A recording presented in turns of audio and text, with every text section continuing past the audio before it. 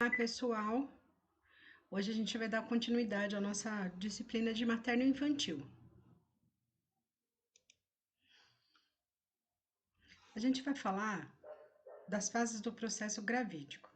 Gestação é um fenômeno reprodutivo que acontece em decorrência de uma relação sexual durante um período fértil, período de ovulação, ocasionando o encontro do espermatozoide com o óvulo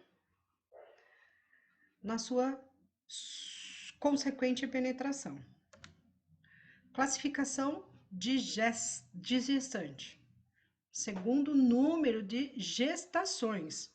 Primigesta é quando a mulher é grávida pela primeira vez. Segundigesta, pela segunda gestação. Tercigesta, terceira vez. Quadrigesta, quarta vez. E assim por diante. O parto. O parto é a expulsão do concepto. Classificação de gestante segundo o número de partos. Mulípara, mulher que já teve mais de uma gestação.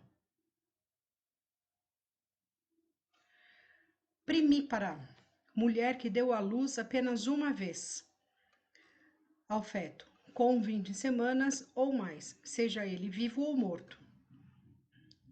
Paucípara, mulher que pariu poucas vezes, até 3 vezes. E multípara, mulher que deu à luz 2 ou mais vezes. Aborto. O que significa aborto? É a perda de uma gravidez no início, em geral antes da 20ª semana de gravidez. Pode ser espontâneo ou induzido. Parto pré-termo. É um parto ocorrido entre a 20ª e a 30ª semana de gravidez. Então, ele é pré, antes. Termo, ocorrido entre a 37ª semana completa e 42 semanas incompletas de gravidez. Pós-termo, parto ocorrido com 42 semanas completas ou mais. Espontâneo natural, o parto que evolui espontaneamente sem qualquer intervenção. Induzido, quando ele é provocado por medicamento ou algum tipo de manobra. Dirigido, parto com a participação ativa do obstetra. Amniotomia, quando há a ruptura da bolsa do líquido amniótico. Quando tem toco, analgésicos, ocitócitos ou episiotomia. Aqui, analgésico e ocitóxicos são medicamentos. Episiotomia, quando ocorre aqui a episiotomia lateral, tá? Aqui ela é média, tá? E aqui ela é lateral, é um corte. Segunda evolução vaginal. Normal ou eutócio, parto que transcorre fisiologicamente. Saída da cabeça fetal, liberação de ombro posterior, expulsão.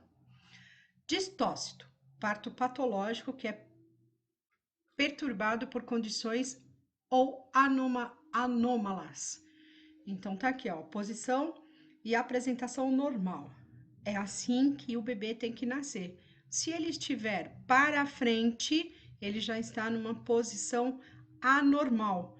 Sendo assim, a gente chama o parto de distóxico. Fórceps é o parto onde o instrumento de preensão e tração é utilizado para a extração da cabeça fetal. Aqui é o aparelho de fórceps e assim é que se realiza o parto. Coloca aqui entre um lado e o outro, tá? E puxa o feto para ele poder nascer. Cesárea segmentar, a abertura do útero é feita ao nível do segmento inferior abaixo do peritônio. Então, corta-se, né? Faz aqui a cirurgia e a remoção do bebê, em vez de ser por vagina, é feito pela parte de peritônio, tá? Cesárea corporal, incisão vertical na parede uterina até o fundo do útero. Reserva para os casos mais graves e raros, pois pode favorecer a ruptura uterina nas próximas gestações. Então, em vez dele ser transversal, ele é vertical. O puérpero é o período que decorre desde o fim do parto até os órgãos genitais. É o estado geral da mulher, voltem ao estado normal anterior à gestação. Ele dura aproximadamente de 6 a 8 semanas depois do nascimento, tá, gente? Gemeralidade. Em 75% dos casos, a gravidez múltipla é provocada pela liberação de 2 óvulos no mesmo ciclo. Então, tem aqui, ó, 2 óvulos no mesmo ciclo, tá? Por sua vez, fecundados por 2 espermatozoides diferentes, proveniente da mesma ejaculação ou de 2 ejaculações diferentes durante o período fértil. Assim sendo, forma-se 2 zigotos, que transformam em embriões, sendo cada um deles implantado de uma forma independente no útero. Então, tá aqui, ó, 2 embriões, 2 óvulos e 2 espermatozoides. 2 óvulos são fecundados por espermatozoides diferentes, produzindo 2 embriões, diferentes que podem ser do mesmo sexo ou de sexo diferente. 2 óvulos, 2 espermatozoides, tá? Dispondo igualmente de uma placenta e de uma própria bolsa de líquido amniótico. Essa situação proporciona uma gravidez biovular, originando o desenvolvimento de 2 gêmeos dizigoto ou bivitelinos, igualmente denominados gêmeos fraternos. Um óvulo, um espermatozoide. Mesma placenta, bolsa amnióticas separadas. 2 óvulos, 2 espermatozoides. Placentas separadas.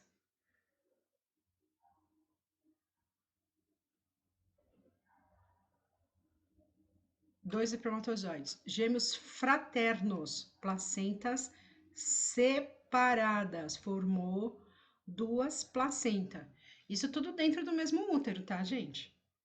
Tá? A gente só tem um útero, a gente não tem 2 úteros, tá? O que pode ficar diferente são as placentas, gêmeos fraternos, placentas separadas, tá? Gêmeos idênticos, mesma placenta, tá? Cada um deles possui uma constituição genética diferente, que faz com que tanto possam ter o mesmo sexo ou diferente, enquanto que o seu aspecto físico será semelhante à de 2 irmãos nascidos em gestação diferentes. Formação de gêmeos monozigotos e gêmeos dizigotos, tá? Gemeralidade. Nos restantes 25% dos casos, a união de apenas um óvulo e de um único espermatozoide origina-se um zigoto que se começa a dividir até que, pouco depois, na fase de segmentação, se fragmenta em 2 porções, originando-se cada parte um embrião. Dado que essa divisão costuma se ocorrer antes da nidificação, no útero, os embriões dividem-se em uma única placenta e a mesma bolsa de líquido amniótico. Em caso denominado gravidez uniovular, consiste no desenvolvimento de 2 gêmeos monozigoto ou univitelinos, igualmente denominados gêmeos idênticos, já que ambos têm a mesma constituição genética, são sempre do mesmo sexo e sua semelhança física é praticamente absoluta. Quando a gravidez provoca o desenvolvimento de mais de 2 fetos, tanto pode ocorrer um dos 2 mecanismos citados como ambos de uma vez. Por exemplo, uma gravidez tripla pode originar gêmeos monozigotos, 3 gêmeos idênticos. Dizigoto, 2 gêmeos idênticos e um fraterno, do mesmo ou de diferente sexo. Muito mais raramente, trizigotos, 3 gêmeos fraternos, do mesmo ou diferente sexo, com um aspecto semelhante a de 3 irmãos nascidos de gestação diferentes. Embora a gravidez múltipla tenha uma evolução semelhante a uma gravidez simples, as alterações ocorridas no organismo materno costumam ser mais acentuadas. O peso pode igualmente aumentar mais do que é habitual, mas os gêmeos nascem com um peso inferior ao dos recém-nascidos de gestação simples, já que o seu peso é em média 2,5 kg. As complicações também são mais acentuadas. O parto que costuma ocorrer em média em 3 semanas antes da data prevista. Siameses. A produção de uma gravidez múltipla uniovular consequente de fragmentação do ovo proveniente de união de apenas um óvulo e de um único espermatozoide. Pode fazer com que a duplicidade ocorra numa fase tardia do processo de segmentação e que os embriões não se separem por completo, ou seja, que os fetos permaneçam unidos por alguma parte do corpo, ou até que partilhem alguns órgãos, provocando gêmeos conjuntos, igualmente denominados siameses. É um nome atribuído em homenagem aos cérebros irmãs Shang e Eng, nascido em Xi'an no ano de 1811. Dado que a possibilidade de se separar os dois bebês através da cirurgia depende do grau muito variável de união de gêmeos siameses. Trata-se de uma operação muito delicada, pois a interrupção de equilíbrio biológico normalmente existe. Pode provocar a morte de ambos, tá? Então aqui, ó, a gente consegue observar aqui, ó, os braços, né? Aqui, ó, a parte do braço aqui com o restante do corpo são unidas, tá? Apesar de terem duas cabeças, o corpo é um só, tá? Assistência ao pré-natal. É o primeiro passo para a vivência de gestação, parto e nascimento saudável e humanizado. Todas as mulheres têm o direito constitucional de ter acesso ao pré-natal e informações sobre o que está ocorrendo com o seu corpo, como minimizar os desconfortos provenientes de alterações gravídicas, conhecer os sinais de risco e aprender a lidar com os mesmos quando eles estiverem expostas. O puérpero, mediante um conjunto de condutas, procedimentos e atitudes que permitem à mulher expressar livremente seus sentimentos. Essa atuação, conduta e atitude visam tanto promover um parto e nascimento saudável, como prevenir qualquer intercorrência clínico-obstétrica que possa levar à morbidade materna e infantil. Então, assim, quando a gente fala de assistência ao pré-natal, todas as mulheres têm direito à assistência ao pré-natal, né? Quando estiverem grávidas, é claro. E aí o pré-natal, ele pode ser feito na UBS, próximo da sua casa. O pré-natal é um cartão da gestante apresentar a importância, objetivos e etapas, ouvindo as dúvidas, ansiedades das mulheres, companheiro e ou família nesse momento de transição, prestando orientação tanto no tocante à evolução do processo, como esclarecimento de desmistificação inúmeros mitos e tabus associados à gestação, para que sua evolução ocorra de forma sadia, desenvolvimento da gravidez, apresentando alterações emocionais, orgânicas e de autoimagem. Cuidados de enfermagem. Preparo psíquico e físico para um parto de maternidade, direitos da mulher grávida, direitos reprodutivos no trabalho e na comunidade, participação do pai durante a gestação, parto e maternidade, paternidade, a importância para o desenvolvimento saudável da criança, hábitos saudáveis, alimentação e nutrição, higiene corporal e dentária, atividades físicas, sono, repouso, vícios e hábitos que devem ser evitados durante a gravidez. Vacinação antitetânica. Sua imunização com a vacinação antitetânica é rotineiramente feita no pré-natal, considerando-se que anticorpos produzidos ultrapassam a barreira placentária, vindo a proteger o concepto contra o tétano neonatal, pois a infecção do bebê pelo Clostridium tetani pode ocorrer no momento do parto ou durante o período de cicatrização do coto umbilical, se não forem observados os adequados cuidados de asepsia, tá? As gestantes não vacinadas no esquema básico consta de 3 doses.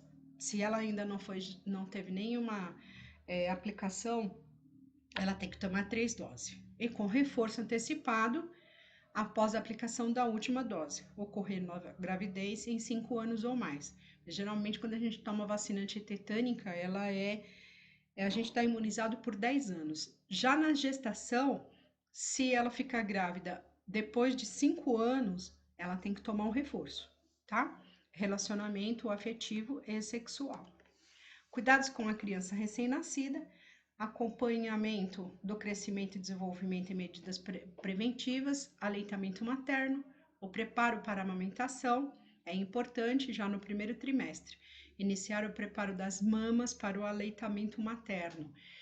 Geralmente aqui, quem orienta, né, sobre a amamentação, quem faz todo esse preparo com a mãe, né, é o pessoal da área da enfermagem, tá? Alguns cuidados devem ser estimulados, tais como fricção com a toalha de banho sobre o mamilo, exposição de mamas ao sol, porque geralmente quando a criança começa a sugar, o mamilo ele racha, né? E às vezes pode causar complicações, inflamações, sangramento. Então, na verdade, é sempre bom a gente orientar para que a mãe comece a fazer exercícios para que esse tipo de coisa não aconteça. Então vamos lá. Para as mulheres que apresentam mamilo plano ou invertido, tá? Então tá aqui, ó, plano ou invertido, tá vendo? Não tem o bico comprido, né? Normalmente é assim, só que pode acontecer de ser assim, invertido ou plano, tá? Então, orientar a realização de manobra de exercício de Hoffmann, que objetiva romper as múltiplas aderências do tecido conjuntivo e estimular a elasticidade do mamilo e da auréola. Porque, gente, como é que uma criança, né, recém-nascida vai conseguir mamar se a auréola ela tá invertida para dentro em vez de para fora, tá? Então é necessário que comece desde o início da gestação a fazer exercícios. Essa manobra deve ser realizada o mais frequente possível e consiste em tracionar a pele da auréola com os 2 polegares, puxando para o lado, para cima e para baixo. Outros exercícios são a torção do bico do mamilo para os 2 lados e a sua tração e retração. Todas essas manobras objetivam o preparo do mamilo, formando-o para tornar a pele mais resistente, prevenindo rachaduras e fissuras durante o aleitamento materno. Desconforto mamário, recomenda-se o uso constante de sutiã com uma boa sustentação. E, na verdade, né, quando a gente pensa, muitas mulheres acabam desistindo da amamentação, do aleitamento materno, por conta de rachaduras e fissuras, né? Isso aqui são coisas assim que incomodam, que doem, que trazem assim um desconforto muito grande. Então, é sim necessária a orientação, né, dos exercícios de Hoffmann para que esse tipo de coisa não venha a acontecer. O terceiro trimestre da gravidez, muitas mulheres deixam de amamentar os seus filhos precocemente devido a vários fatores, social, econômico, biológico e psicológico, nos quais se destacam o estilo de vida urbano ou rural, tipo de ocupação, horário e distância do trabalho, estrutura do apoio ao aleitamento, creche, tempo de licença maternidade, mitos ou ausência de informação.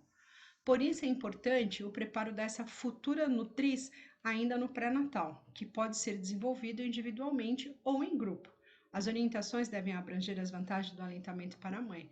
Por quê? As vantagens do aleitamento é prático, econômico e não exige preparo, tá? Então, relacionadas à involução uterina, porque quando você amamenta, você também tem a involução uterina, retorno em alinhamento de fibras musculares da parede do útero e o desenvolvimento da inter-relação afetiva entre mãe e filho, tá? Então, aqui a gente fala de vantagens, né, em relação ao aleitamento materno, tá?